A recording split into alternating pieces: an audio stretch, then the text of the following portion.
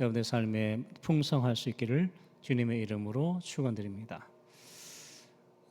어느 재미 교포가 한국을 방문하고 난 후에 이런 글을 썼습니다. 글의 내용을 소개합니다. 한국에 와보니 식당이나 공중화장실에도 미국에서는 부자만 사용하는 비데가 설치되어 있다. 여러분들 가정에 비데가 많이 설치되어 있죠. 사실 외국에는 비데를 사용하는 나라가 그렇게 많지 않습니다.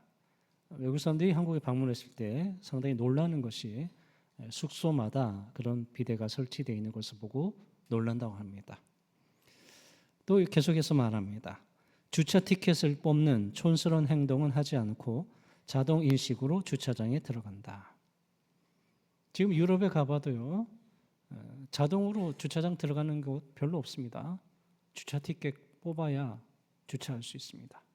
우리는 당연하지만 사실은 다른 나라에서는 당연하지 않은 거죠. 모든 대중교통은 카드 하나로 해결되고 집에 앉아서 모든 음식을 배달시켜 먹을 수 있다. 지하철과 버스 환승되고 이런 시스템 다른 나라에는 거의 없습니다. 배달의 민족이라고 말할 정도로 배달도 잘 돼 있습니다. 국토는 온통 푸르고 넓게 거미줄같이 뻗은 고속도로가 있다. 하루 자고 나면 고속도로 하나 생기는 것처럼 동서남북으로 고속도로가 아주 잘 돼 있습니다. 한민족은 5,000년을 배고프게 살았는데 지금은 한국에서 쌀을 저장할 창고가 부족하다고 한다. 그런데 아이러니한 것은 내가 한국에서 만나는 사람들마다 한국에 사는 것이 얼마나 힘든지를 토로한다. 자신이 지옥에 살고 있다고 아우성이다. 미국에서 중산층으로 살고 있는 나보다 더 풍요롭게 사는 한국 사람들이 왜 힘들다고 하는지 잘 모르겠다. 여러분은 어떻게 생각하십니까? 많은 생각이 들고 또 많은 할 말이 있겠죠. 그러나 2025년 우리는 자유를 누리고 풍성한 먹거리를 누리고 있습니다. 과거로 가서 1910년에서 1945년 식민 통치를 받던 시절에 사람들은 자유도 없었고 먹거리도 없었습니다. 기록을 보니까 1917년에 쌀값이 2년 후에 1919년에 3배 가까이 뛰었다는 거예요. 쌀을 먹을 수 있었겠습니까? 1918년 스페인 독감으로 수십만 명이 사망했습니다. 그 당시를 살았던 사람들의 피폐한 삶을 이루 연일거할 수가 없을 정도입니다. 1919년 3월 1일 민족 대표 33명이 3.1 독립선언문을 선언했습니다. 그 민족 대표 33명 중에 기독교인이 몇 명일까요? 16명인데요. 33명 중에서 16명, 과반수. 그 당시에 우리나라에 기독교인이 그렇게 많지 않던 시절이었습니다. 기독교인이 많지 않던 시절에 민족 대표 33명 중에 절반이 기독교인이라는 것은 대단히 놀라운 수치입니다. 그 33명 중에 성도도 있고 목사도 있는데요. 그 16명의 이름을 여러분들은 아십니까? 저도 잘 몰랐는데요. 이번에 연극을 좀 했습니다. 기독교인과 목사의 이름입니다. 양전백, 신홍식, 이승훈, 신석구, 이필주, 박동완, 유여대, 이명룡, 이갑성, 최성모, 오화영, 길선주. 몇 명이나 아시는 분입니까? 이승훈, 길선주 2명 정도만 여러분이 들어보셨을 겁니다.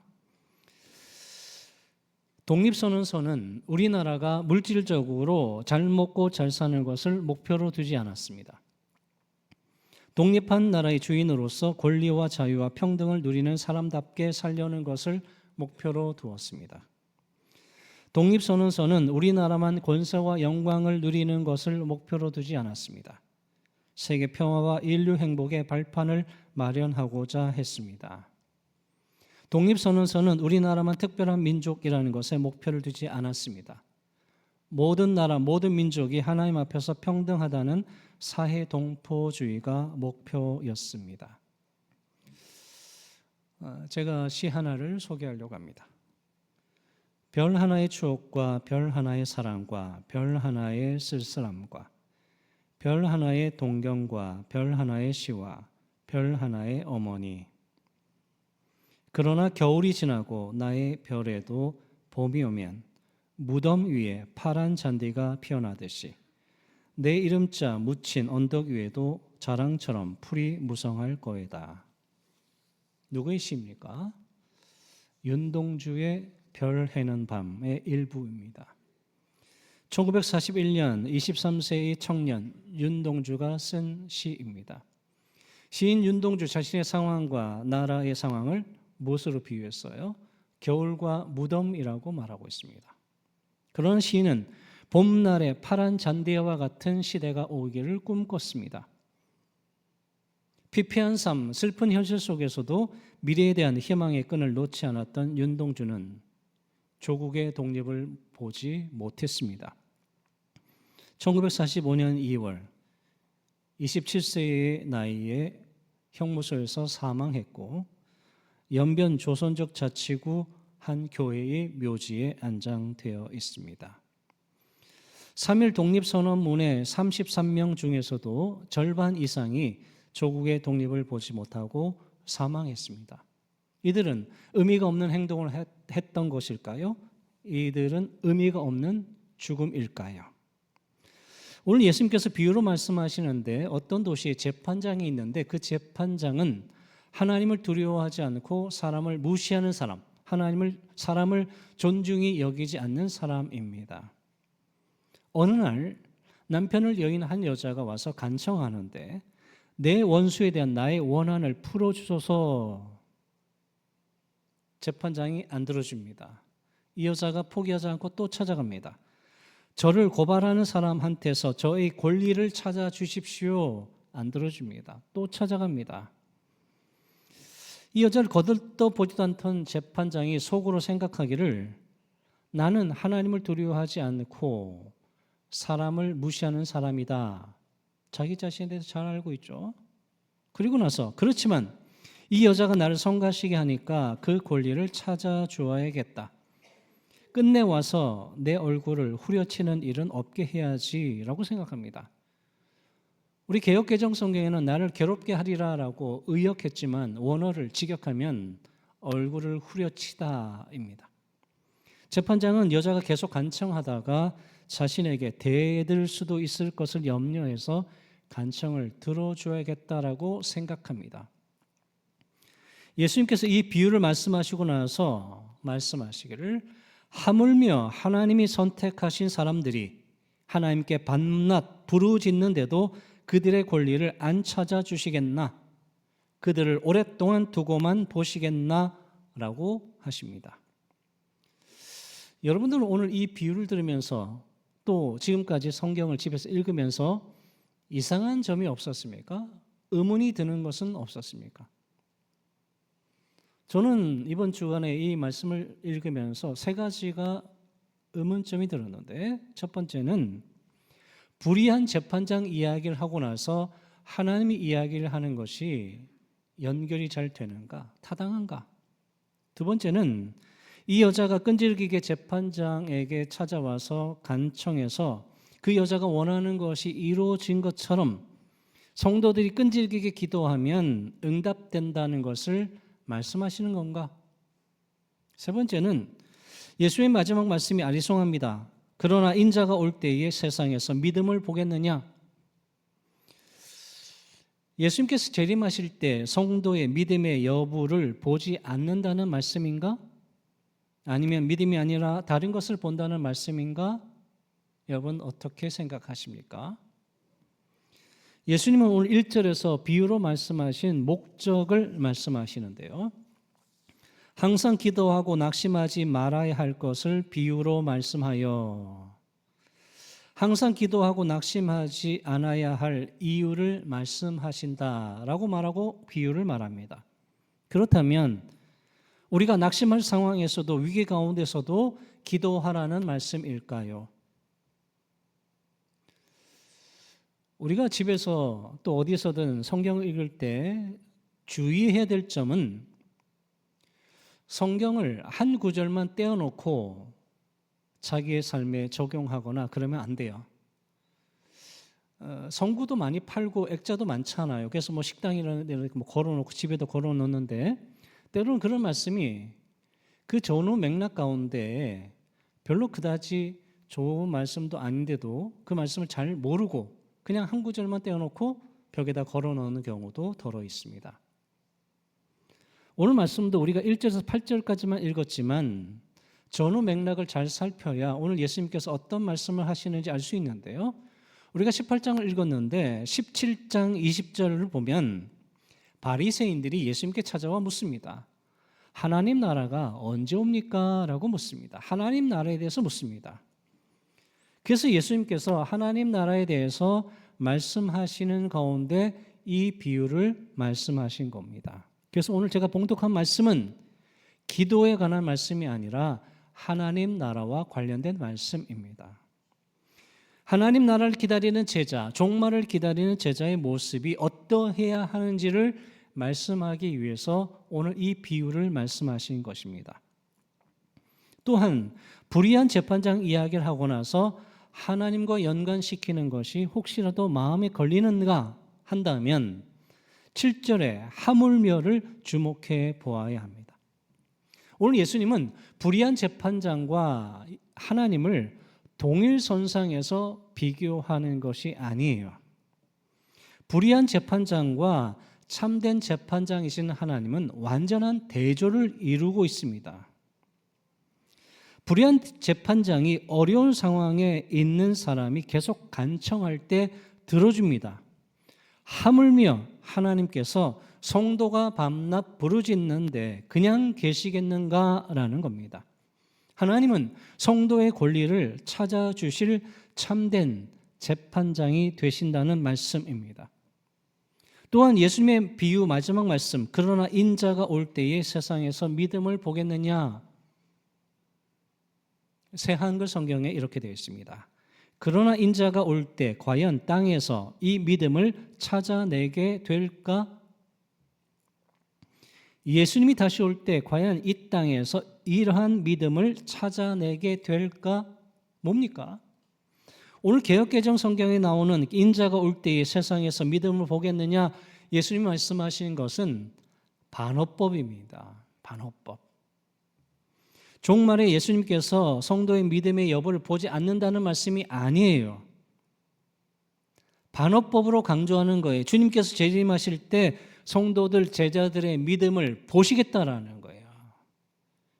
그런데 예수님 당시에 참된 제자가 많지 않았던 것처럼 주께서 재림하실 때 과연 참된 제자가 얼마나 될까라고 하는 예수님의 아픈 마음, 염려되는 마음이 이 말씀 속에 담겨져 있는 겁니다.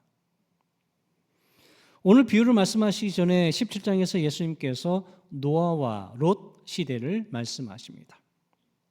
노아의 날들에 그랬던 것처럼 인자의 날들에도 그럴 것이다. 사람들을 먹고 마시고 장가들고 시집갔을 것이다. 노아가 방주에 들어갈 때까지. 롯의 날에도 마찬가지다. 사람들이 먹고 마시고 사고 팔고 심고 집을 지었다. 여러분, 사람이 먹는 것이 문제입니까? 우리 생명을 유지하기 위해서 먹는 것이 문제입니까? 열심히 모아서 집을 사는 게 문제입니까? 그게 죄입니까? 아니죠. 그럼 뭐가 문제입니까? 오늘 비유에서 불의한 재판장이 하나님을 두려워하지 않았다라고 말하는데요. 두려워하지 않다라는 말은 쓸모없다고 여기다라는 뜻도 있습니다. 쓸모없다고 여기다.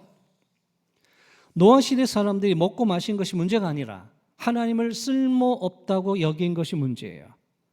롯의 시대도 마찬가지입니다. 하나님께서 경고하셨는데도 하나님을 두려워하지 않았습니다. 하나님을 쓸모없는 존재로 여겼습니다. 사람들은 오직 자신의 탐욕을 채우는 데만 급급했습니다. 예수님께서 오셔서 회개하라, 하나님 나라가 가까이 왔다라고 외치셨습니다. 17장 25절, 그가, 예수님이 먼저 많은 고난을 받으며 이 세대에게 버림받아야 할지니라. 하나님 나라가 완성되기 전에, 하나님께서 사람들을 구원하기 전에 인자가 먼저 사람들에게 버림받을 것이다 라는 거예요. 이 세상 사람들에게 예수님이 버려졌다라는 거예요. 예수님을 쓸모없다고 여겼다는 거예요. 노아와 롯 시대 사람들이 하나님을 쓸모없다고 버린 것처럼 주후 1세기 사람들도 예수님을 쓸모없다고 버리는 거예요. 먹고 마시고 집을 사는 데만 집중했던 겁니다. 예수님께서 노아와 롯 시대를 얘기하는 것은 노아와 롯 시대의 모든 사람들이 구원받은 것이 아니라는 것을 말씀하는 거예요. 대부분의 사람들이 세속적 가치를 추구하며 살 때 하나님을 믿는다는 이유로, 방주를 만든다는 이유로 박해를 받고 조롱을 받아도 끝까지 인내한 사람이 구원을 받는다는 걸 말하는 거예요. 노아가 방주에 들어갔을 때 하나님을 쓸모없다고 여긴 사람들은 모두 멸망당했습니다. 예수님의 시대도 마찬가지입니다. 예수님의 시대에도 수많은 사람들이 하나님의 이름을 불렀습니다. 예루살렘 성전 안에서 이름을 불렀습니다. 그러나 하나님의 이름을 부른다고 해서 모두가 구원에 이르는 것은 아니라고 바리새인들에게 말하는 거예요. 예수님께서 항상 기도하고 낙심하지 말라고 말씀합니다. 오늘 말씀은 항상이라고 말하는 것은 성도 본인이 구하는 기도를 끊임없이 하라는 말씀이 아니에요. 오늘 말씀에서 항상이라고 하는 것은 그리스도인이라는 이유로 사람들로부터 박해를 받더라도 종말 때까지 하나님 나라가 완성될 때까지 인내하며 믿음을 지켜야 한다는 것을 말씀하는 겁니다. 오늘 설교 제목이 뭡니까? 여러분들 교회 예배당 안에 들어오면 기도하시고 먼저 그 설교 본문을 읽는 게 좋아요. 읽고 제목도 한번 보고 기도하고 옆 사람과 얘기하지 마시고 성도 교제는 예배 마치고 나서 해도 돼요. 기대하시는 믿음. 누가 기대한다는 거예요? 주님께서 기대하시는 믿음이에요. 주님께서 오늘 우리에게 기대하시는 믿음이 뭘까요? 하나님을 신뢰하는 거예요. 하나님을 신뢰하는 것. 하나님의 역사하심과 하나님의 인도하심에 대해서 신뢰하는 것. 그것이 믿음이에요. 우리가 사는 세상에 불의가 가득하다 하더라도 작은 자나 약한 자에 대해 돌보는 것이 연약하고 부족하다 하더라도 성도가 박해를 받는다 하더라도 하나님의 역사하심을 믿고 낙심하지 않는 거예요. 끝까지 하나님을 신뢰하는 거예요. 끝까지 주님의 재림 때까지 낙심하지 않는 것, 포기하지 않는 것, 하나님을 신뢰하는 것. 그것이 하나님께서 우리에게 기대하시는 거예요. 하나님에 대한 신뢰는 말로나 머리로 하는 게 아닙니다. 행동으로 실천하는 거예요. 불의한 세상에 하나님의 공의가 이루어지길 기도했는데도 응답이 없는 것처럼 보인다 하더라도 계속해서 신뢰하며 기도하는 거예요. 기도하는 데서만 그치는 것이 아니라 공적인 신앙인으로 행동하는 것입니다. 사람들은 예수님을 쓸모없다고 여기고 세속적 가치를 추구하며 산다고 하더라도 그리스도인들은 하나님의 공의를 따라 행동해야 되는 거예요. 이번 오는 토요일이 3.1절, 우리 교단에서 지키는 3.1운동 106주년이 되는 날입니다. 시사참배를 거부하고 순교한 주기철 목사님의 기도문입니다. 하나님, 죽음의 권세로부터 이기게 하옵소서. 일사각오가 있을 뿐입니다. 장시간의 고난을 이기게 하소서. 이 몸 붙들어 주사 이 환난을 이기게 하소서. 내 어머니와 내 처자를 주님께 부탁합니다. 의에 살고 의에 죽게 하소서. 어떤 환난이나 곤고나 핍박이나 기근이나 적신이나 위험이나 칼 앞에서라도 내 주 그리스도와의 사랑을 끊을 수 없으니 오직 의에 살고 의에 죽게 하소서. 내 영혼을 주님께 부탁합니다. 기도하고 순교했습니다. 3.1 독립선언문에 참여했던 기독교인과 목회자 그리고 순교한 주기철 목사님 모두가 하나님의 공의가 이루어지길 소망했습니다. 하나님을 신뢰했고 기도했고 행동했습니다. 한반도의 평화를 소망했고 한반도의 평화를 통한 아시아의 평화, 세계의 평화를 소망했습니다. 주님께서 오늘의 한국교회와 성도들에게 이루시려는 것이 무엇일까요? 이 땅에 하나님 나라를, 이 땅에 하나님의 샬롬이 이루어지는 것을 원하십니다. 하나님의 샬롬은 사람들이 분열되는 것이 아닙니다. 사람들이 분파를 이루는 것이 아닙니다. 사람들이 지역으로 나뉘는 것을 원하지 않습니다. 여러분 성경을 처음부터 끝까지 읽어보십시오. 성경 안에 진보라는 말, 보수라는 말이 어디 있습니까? 성경에는 하나님의 공의를 따르느냐, 하나님의 공의를 따르지 않고 불의를 행하느냐만이 나와 있습니다. 우리는 성경 말씀을 잘 알아야만 하나님의 공의가 무엇인지, 하나님을 공의에 따르는 삶이 무엇인지를 알 수 있습니다. 하나님의 샬롬은 권리와 자유와 평등을 누리는 사람 속에 임합니다. 하나님의 샬롬은 먹고 마시는 것, 자신의 권세와 영광을 누리는 것이 아닙니다. 샬롬은 세계 평화와 인류 행복 속에 임합니다. 하나님의 샬롬은 어느 특정한 민족에게만 임하지 않습니다. 모든 사람이 하나님 앞에서 존귀한 존재라고 하는 것, 평등한 존재라는 것을 알고 서로 귀하게 여기는데 샬롬이 있습니다. 이 시대는 우리나라만이 아니라 전 세계가 가치관의 혼란 속에서 살고 있습니다. 그런 상황 속에서 그리스도인의 역할, 교회의 역할은 너무나도 지대합니다.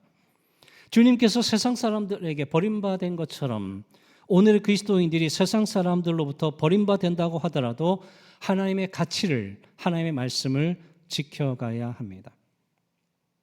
이런 가치관의 혼란 속에서 돈과 권력 때문에 움직이는 사람들이 있습니다.